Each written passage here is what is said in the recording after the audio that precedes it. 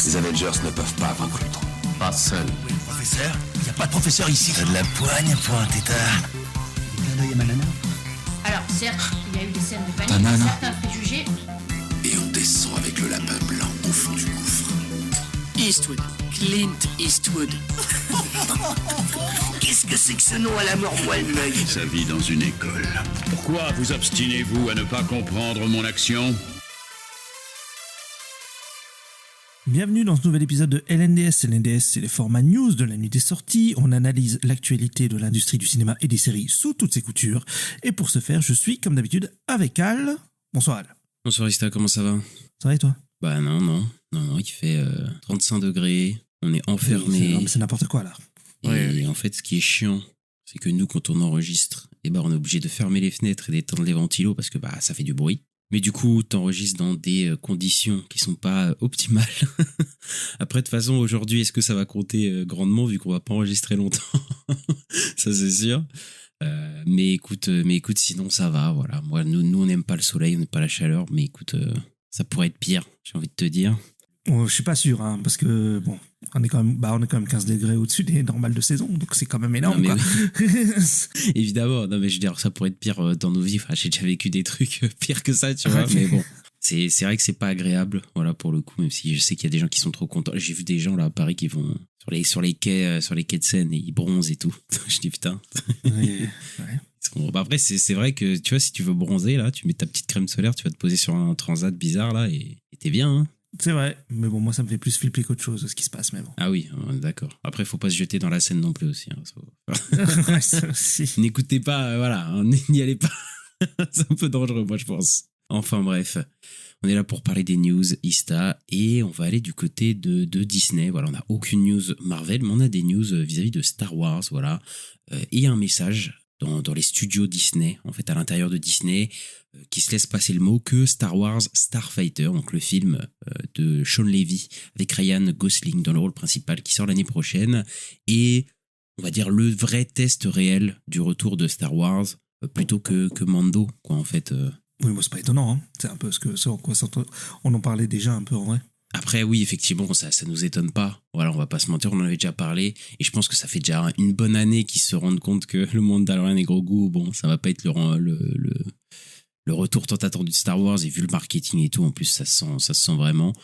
Et après, bon, bah voilà, Mandalorian et Grogu, enfin, on en a déjà parlé, allez écouter notre épisode. Mais c'est vrai que ça faisait très épisode de la semaine, quoi. Donc, je pense qu'il y avait pas ce côté événementiel. Est-ce que Starfighter aura ce côté événementiel? Je sais pas. Parce que vraiment, comme on en a parlé dans notre épisode, ils ont tellement peur. Avec Star Wars, maintenant, ils sont tellement frileux de proposer vraiment quelque chose, etc. que est-ce que ça va pas être le cas aussi pour le film Starfighter dans un autre contexte, évidemment, parce que ça va être des nouveaux personnages, etc.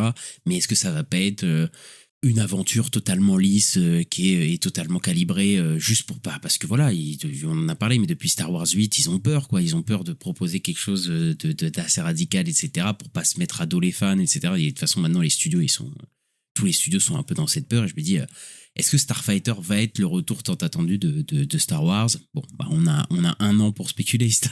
Ouais, bah clairement, après moi je pense que au moins ce sera un vrai film. Voilà, ce sera pas comme Mandalorian et Grogu qui est bon, tu viens de le dire, mais qui est un peu plusieurs épisodes accrochés l'un à l'autre, quoi.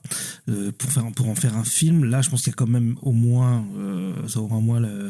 il y aura le côté événement, je pense, quand même, pour le cinéma. Je pense qu'ils vont le mettre vachement en avant et tout. À la fin de l'année, je pense qu'ils commenceront vraiment à l'utiliser peut-être à la D23. Après, c'est Sean Levy, donc je m'attends pas à ce que ce soit non plus super beau visuellement ou quoi. Après, ouais, je pense que sur le scénar ou quoi, ça va pas chambouler les codes, quoi, clairement. Ça va vouloir un peu brasser large, mais peut-être que c'est ce qu'il faut faire pour relancer le truc. Donc à voir, mais je pense que ce film-là, oui, clairement, il va être important pour la franchise Star Wars, parce que pour l'instant, la franchise Star Wars, moi, je trouve qu'elle est un peu en lambeaux, quoi, parce que on parle de Marvel, mais je trouve que Marvel, ça va encore. Ils peuvent largement se rattraper. Star Wars, c'est compliqué, je trouve. Bah, c'est marrant parce qu'ils ont tous, je pense que tous les studios et tous les gros IP comme ça, là, DC, Marvel, Star Wars, ils sont dans des positions où ils ont où c'est très incertain, on sait pas trop ce qui va se passer dans les futures années, etc.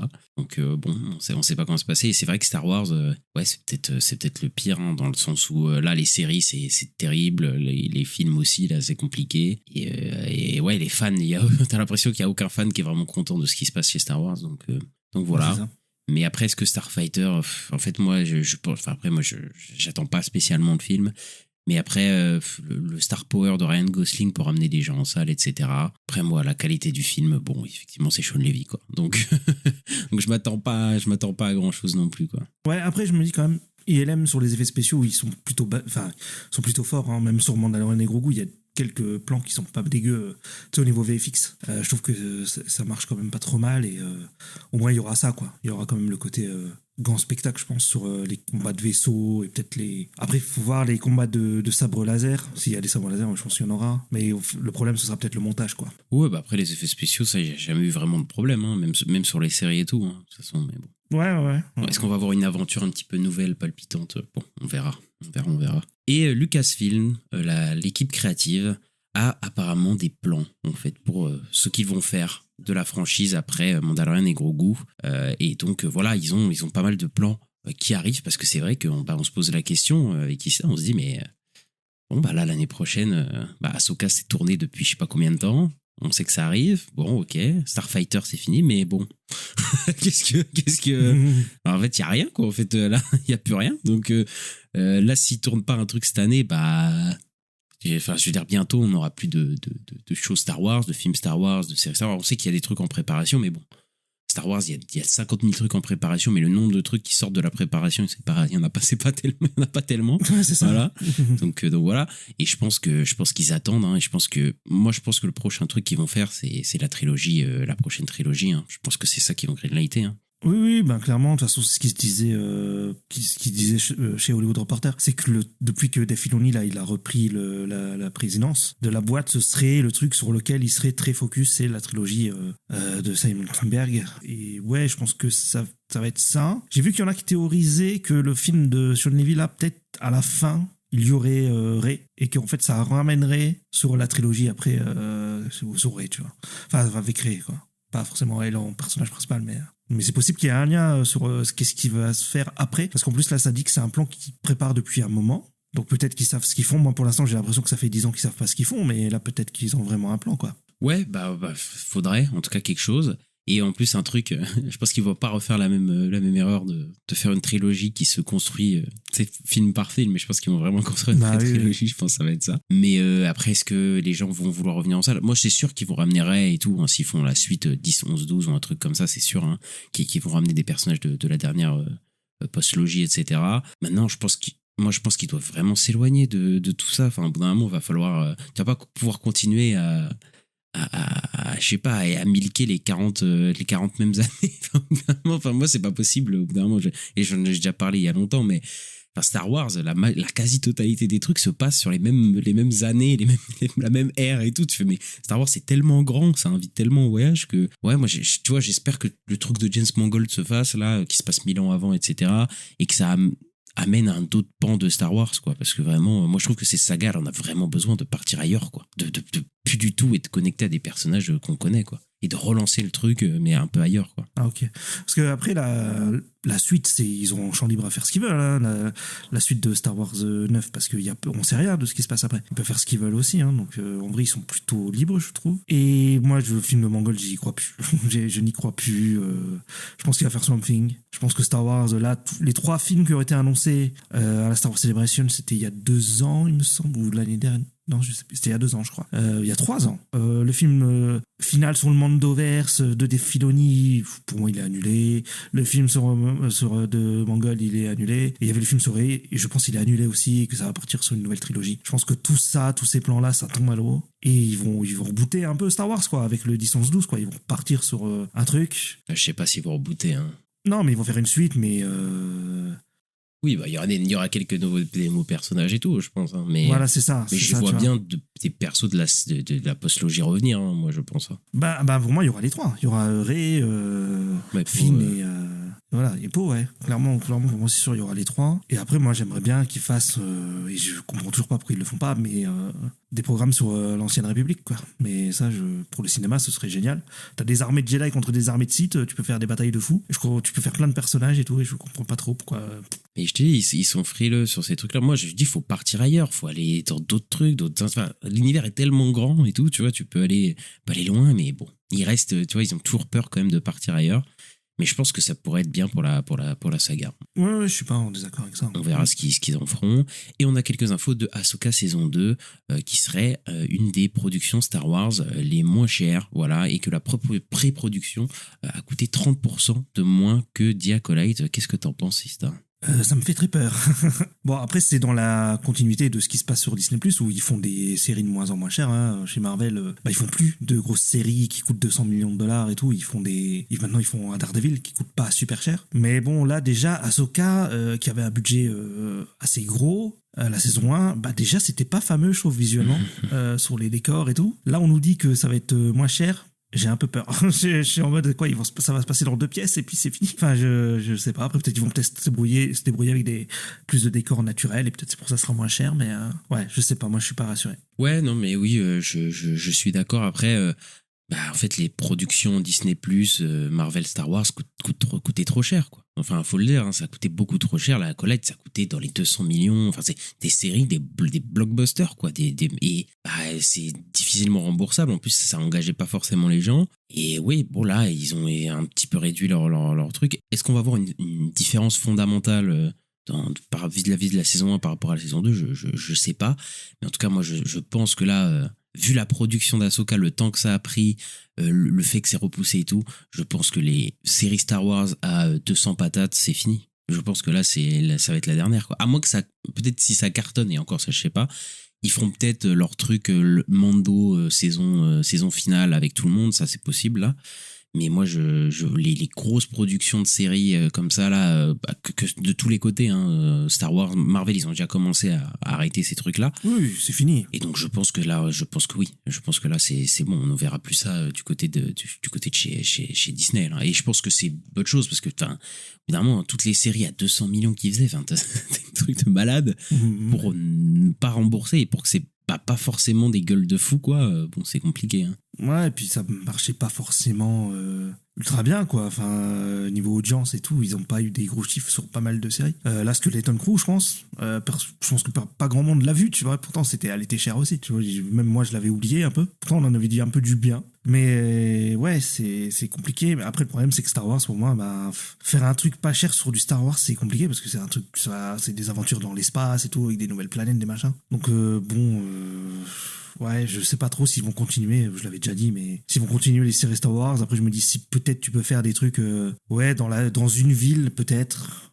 des trucs avec des contrebandiers ou des trucs comme ça, pour, que ça coûte un peu moins cher. Mais bon, c'est le seul truc que je vois, mais je pense que, les Rangers of the New Republic, tout ça, là, ça arrivera jamais, hein, c'est fini. Hein.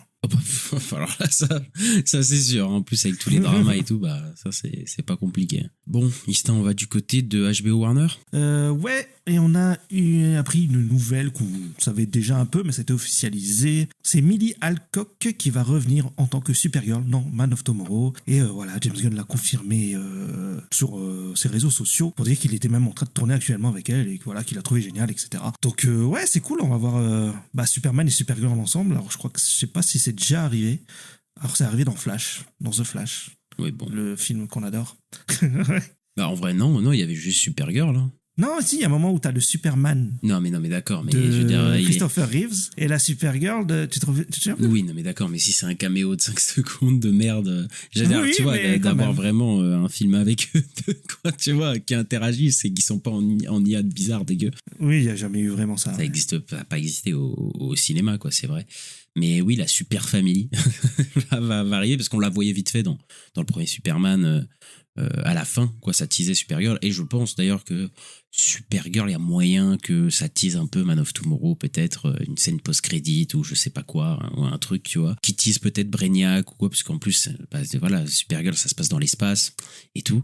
Donc ça m'étonnerait pas, moi, que ouais, qu'on retrouve, on retrouve un peu de teasing dans Supergirl là qui arrive ce mois-ci. Mais après, effectivement, là, Man of Tomorrow, là, à chaque fois, ça s'annonce à être un gros casting. Mais moi, j'ai toujours ma théorie. Je pense que Brainiac va contrôler des gens. Et Superman va se retrouver avec Lex Luthor à devoir les affronter, genre Green Lantern, Supergirl, etc. Moi j'ai toujours cette théorie-là. J'ai toujours cette théorie et je la tiendrai jusqu'au bout. Voilà. Mais je pense que ça va être très...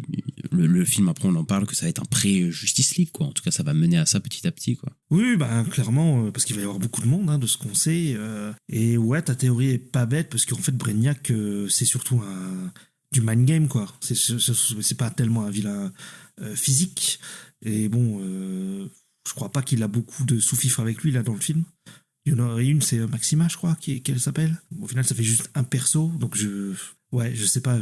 S'ils sont beaucoup, qui se retrouvent contre Superman et Luthor, ouais, ce serait pas déconnant. Ouais. Donc ta théorie me paraît pas déconnante. Voilà, bah, j'ai hâte qu'elle soit démentie dans quelques mois. Voilà, mais moi c'est ma théorie, je m'y tiens.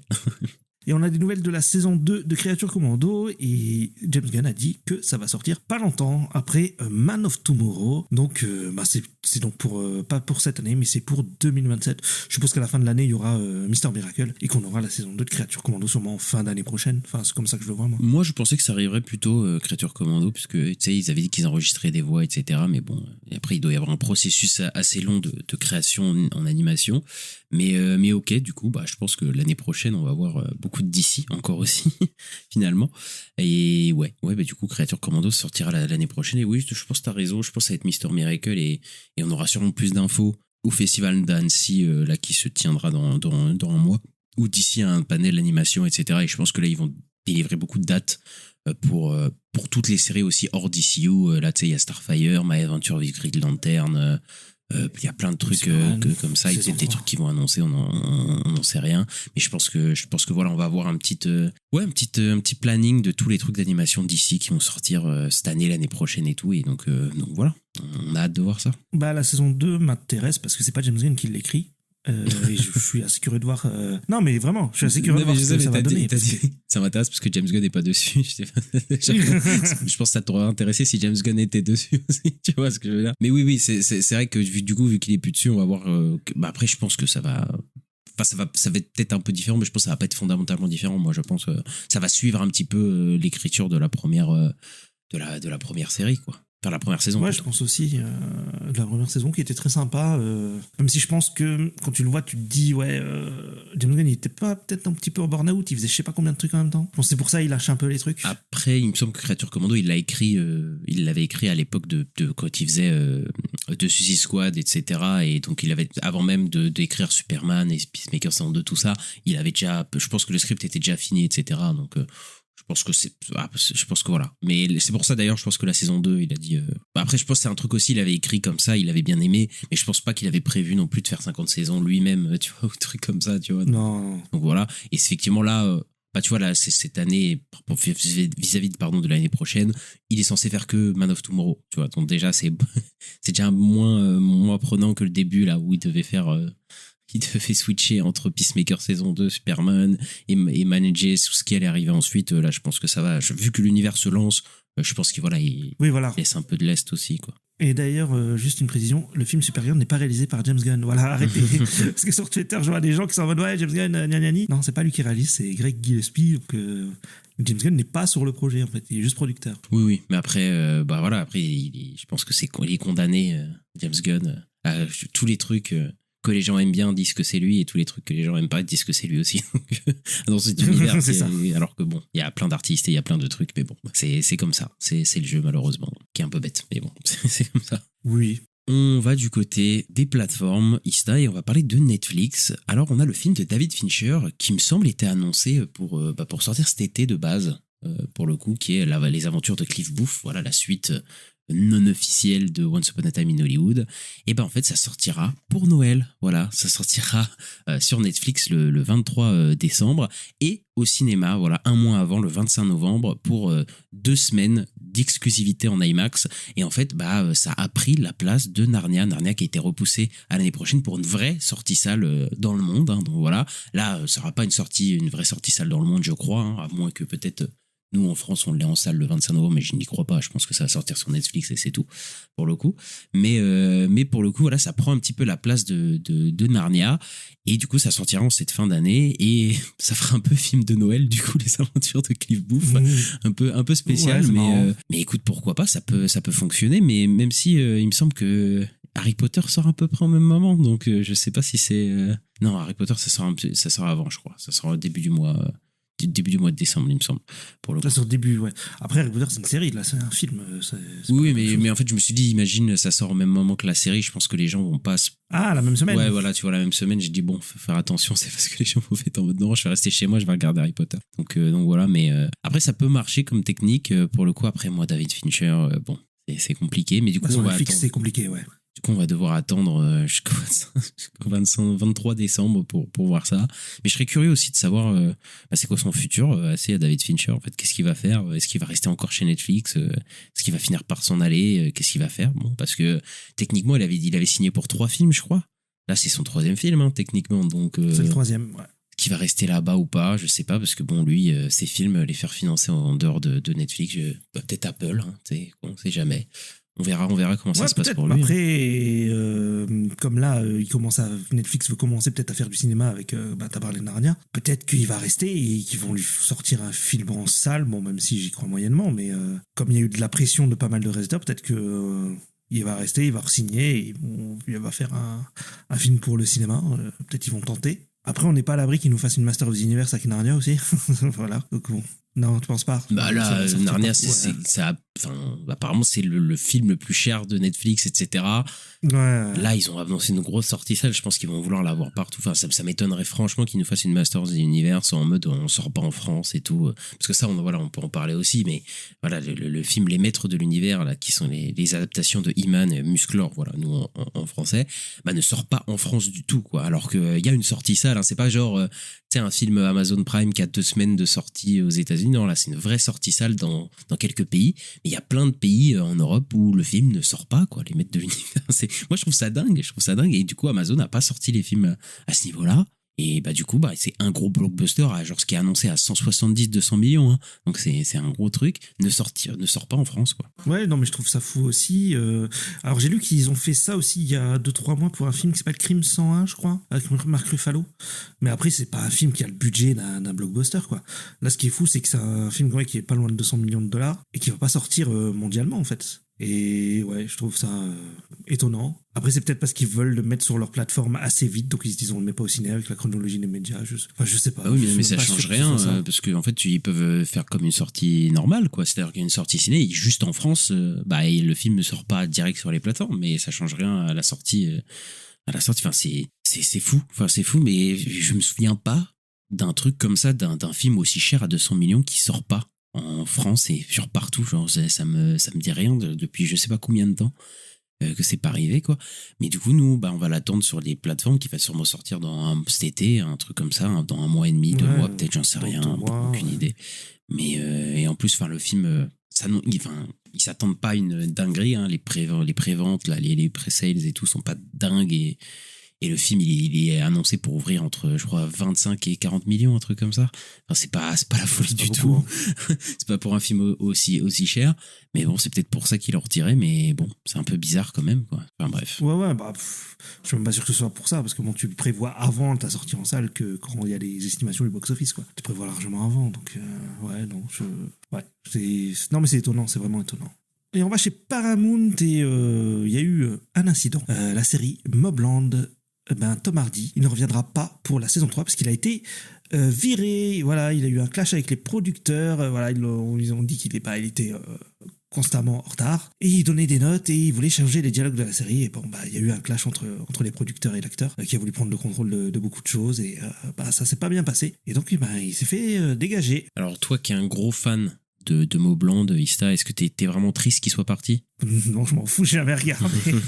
Ouais, non, mais en vrai, on va pas se mentir, Tom Hardy, il est connu pour avoir un comportement qui pose souvent problème. Hein, voilà, pour le coup, c'était dans Mad Max Fury Road, voilà, avec Charlize Theron, apparemment ça se passait pas très bien du tout. Et apparemment, il était souvent en retard aussi. Ça, c'était un des reproches que Charlize Theron lui faisait. C'est pas la première fois que, on va dire qu'il est un petit peu mis un peu mis un peu à défaut vis-à-vis de ces trucs-là. Ça m'étonnerait pas que voilà, ça s'est très très mal passé sur le tournage. Donc là, la saison 2, il sera dessus, voilà, pour le coup. Mais c'est vraiment juste la saison 3. Et là, c'est compliqué, hein. C'est compliqué, Tom Hardy, quand même, sur les plateaux. Après, on sait que c'est pas le... Voilà, il y a plein d'acteurs qui sont un petit peu comme ça aussi. Pour le coup, je sais pas si la série va survivre à ça, parce que c'est quand même la grosse tête d'affiche, en fait, de Tom Hardy, quoi. Lui, hein. Après, il y a beaucoup de gros acteurs, hein, mais je crois qu'il y a Hélène Mirren et des trucs comme ça, mais la série se vend pas sur Hélène Mirren, quoi. Oui, c'est Pierce Brosnan, mais la série se vend surtout sur Tom Hardy, je pense. Après, en termes de qualité de la série, j'en sais rien. Il y a des très bons retours pour le coup, la série, et ça se trouve, ça va bien se passer. Mais je pense que c'est un gros coup quand même pour c'est la série, c'est Paramount Plus, hein, je crois, hein, pour la série Paramount Plus. Ouais, c'est ça. Et est-ce que ça m'étonne que Tom Hardy soit viré d'un tournage? Pas du tout. En fait, est-ce que Bronson, c'était pas un biopic? Non, j'habite. Wow. Ouais, non, mais comme tu dis, c'est pas étonnant, c'est vrai qu'il y avait des histoires. Et ouais, ben après, je me demande, moi, s'ils vont pas réduire son temps dans la saison 2, vu qu'ils savent qu'il va se faire virer, ça se trouve, ils vont réduire son rôle pour qu'il y ait une transition peut-être moins violente entre la 2 et la 3. Mais clairement, j'aimerais pas être un fan de cette série, en tout cas. Parce que bon. Ouais, bah ça va faire comme, tu sais, The Witcher, là où les fans de Henry Cavill, ils vont dire on regarde pas et tout, sans lui. Voilà, je pense que ça va être un petit peu pareil, hein. Bah ouais, après, faut voir, est-ce qu'il y a quelqu'un qui reprend son rôle ou est-ce que juste il va disparaître de la série Voilà, parce que The Witcher, c'est Geralt, c'est toujours Geralt, le personnage principal, mais c'est juste joué par un autre acteur, quoi. Des recasts, on en a déjà vu plein, c'est pas nouveau. Ah bah ça. Et en parlant de recasting, on va aller du côté d'Universal. On avait parlé du film des Daniels, là, qui arrive et qui sera un plutôt gros budget, et qui est un film avec du voyage dans le temps, avec des storylines qui se confondent, etc. Bon, ça a l'air d'être un délire des Daniels, voilà, qui sort en fin d'année 2027, 19 novembre de 2027. Et on avait parlé de Ryan Gosling qui était envisagé pour le rôle, etc. Parce que c'est un rôle plutôt comique. Et puis Ryan Gosling, il a le vent en poupe, hein, vu que là, projet Hail Mary cartonne toujours au cinéma là depuis des mois. Et moi, je prédis peut-être une nomination aux Oscars pour le film, etc. Donc il y aura un petit buzz là-dessus. Et puis voilà, Ryan Gosling ramène des gens en salle.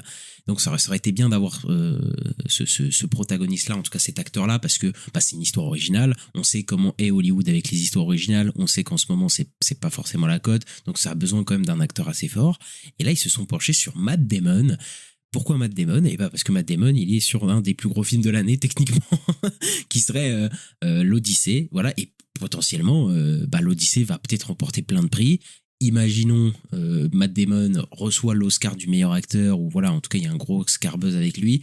En fait tu l'as pour l'année prochaine pour un film, c'est quand même une grosse tête d'affiche. Voilà. Après, est-ce que ce choix me plaît? Moi, Matt Damon dans un registre comique chez Daniels, ça me séduit pardon, un peu moins quand même que Ryan Gosling, où il a vraiment un talent comique et de timing assez fou. Là, Matt Damon, je sais pas si ça va bien rentrer dans le truc. Bon, après moi j'aime bien Matt Damon, hein, mais c'est vrai que dans ce registre-là chez les Daniels, je sais pas, là ça me pose question, je t'avoue.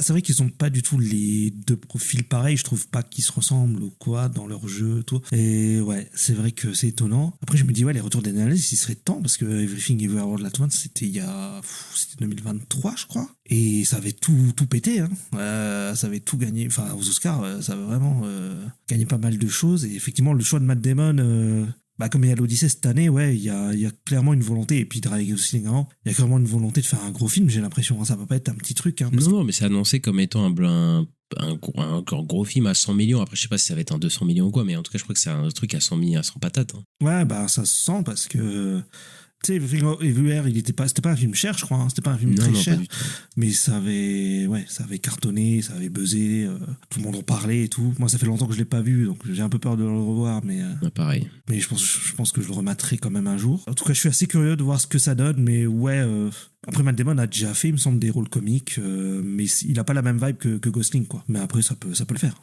Pourquoi pas, après on verra l'idée, mais c'est juste que Ryan Gosling avec les Daniels, je trouve que ça cliquait tellement plus techniquement que lui. Mais bon, on verra ce que ça donne. Et on a des infos chez IMAX. IMAX est en train de réfléchir à vendre. Voilà, ils ont approché des compagnies de divertissement comme potentiels acheteurs, et il me semble que Sony est intéressé notamment, et puis à voir ce qui se passe. Mais ouais, je trouve ça bizarre qu'ils veulent vendre. Il me semblait que l'IMAX ça fonctionnait plutôt bien. En ce moment, en tout cas, on en parle beaucoup à chaque sortie de blockbuster. Donc ouais, moi je suis plutôt étonné par la news.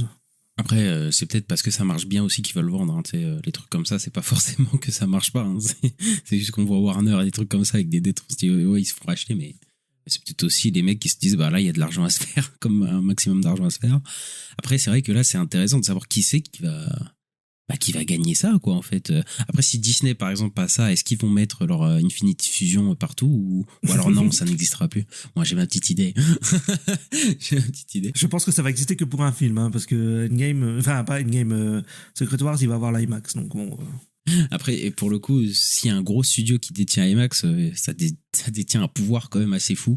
Même sur toute l'industrie du hollywoodienne, etc., qui peut être assez fou. Maintenant, je sais pas qui va l'avoir en fait, parce que après, ça se trouve ils vont même pas vendre, et c'est les trucs où les mecs vont se mettre en vente, mais en fait non. Et enfin bref, c'est je crois que ça disait que c'était un très en early stage, quoi, c'est-à-dire que c'était très très prématuré, tu vois, pour le coup, pour qu'il y ait un deal, etc. Mais moi, je vois bien toutes les grosses compagnies qui peuvent, hein, évidemment, parce que là, Warner, je pense pas qu'ils vont être en mode, on va acheter IMAX, là, je crois qu'ils ont d'autres choses à faire. Mais moi, je les vois bien tous, Disney, Sony, Amazon, Universal, essayer d'avoir les IMAX, quoi. En tout cas, pour le coup, ça, c'est sûr qu'ils vont tous se battre pour l'avoir. Après, Sony me paraît plus cohérent parce que Sony, ils vendent aussi des télés, ils vendent aussi des écrans, donc ça me paraît pas déconnant en fait qu'ils rachètent l'IMAX. Là où les autres, oui, ce sera du divertissement, mais oui, t'as raison que celui qui achète ça, il a un pouvoir assez fou sur l'industrie du blockbuster, quoi, en général, ouais, clairement. Et Ista, on va aller du côté de la chronique box-office. On a les premiers chiffres pour Mandalorian et Grogu, voilà, qui est sorti la semaine dernière. Et il a fait 145 millions sur son box-office mondial sur 3 jours, sur un budget de 165 millions. C'est pas fou pour du Star Wars, et il me semble qu'il a fait moins que Solo. Oui. En tout cas, c'est la plus basse opening pour un film Star Wars. Après, il a fait 160 millions sur 5 jours. Enfin, sur 4 jours, pardon, parce que c'est un week-end de 4 jours aux États-Unis, mais sur les 3 jours conventionnés, il a fait 145 millions. Voilà, pour le coup. C'est pas catastrophique, je dirais. Hein. Moi, je pense qu'il y a moyen, parce que après, ça dépend des retours et tout, même si je trouve que les retours sont pas incroyables, moi, sur le film. Enfin, en tout cas, j'ai l'impression que les spectateurs, c'est plutôt bien. Je crois que les cinémascores et trucs comme ça, ils sont vraiment pas mal, je crois. Pour le coup, mais les critiques sont beaucoup plus divisées que ça, donc va falloir voir son évolution, mais en tout cas je pense que voilà, on le savait, ça va pas être un carton, voilà, Mandalorian et Grogu. Il faut voir la chute en deuxième semaine. Est-ce que le film peut se rentabiliser? Oui, clairement. Est-ce qu'il peut aussi chuter terriblement? Clairement aussi, donc franchement, ça dépendra vraiment du drop de la semaine prochaine, mais bon, en tout cas, ce sera pas un gros succès pour le studio, mais bon, je pense qu'ils s'y attendaient même pas, hein, de toute façon. Non, je pense qu'ils s'y attendaient pas, et je me demande peut-être qu'ils misent aussi sur la sortie Disney+, pour, tu sais, je sais pas, avoir un peu plus de rentabilité, je sais pas. Oui, bah après ça, comme tous les gros films, ici, ils vont les mettre après en SVOD, ou voilà, je pense que ça va marcher en SVOD et tout, mais bon, de toute façon, on verra comment ça se passe, mais...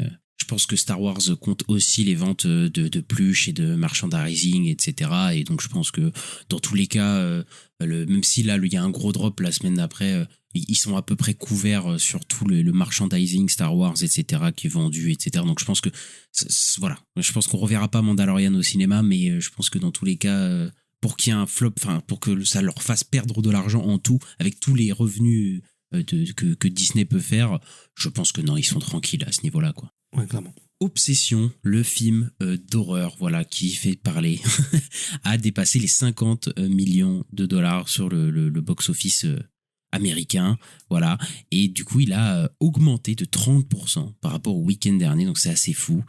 Et voilà, ça a accumulé 80 millions dans le monde pour un budget de 750 000 dollars, voilà, c'est même pas 1 million de dollars, et le film s'est remboursé plus de 80 fois, donc c'est une grosse dinguerie là qui est en train d'être fait. Le film devrait finir entre 100 et 150 millions apparemment dans le monde au final.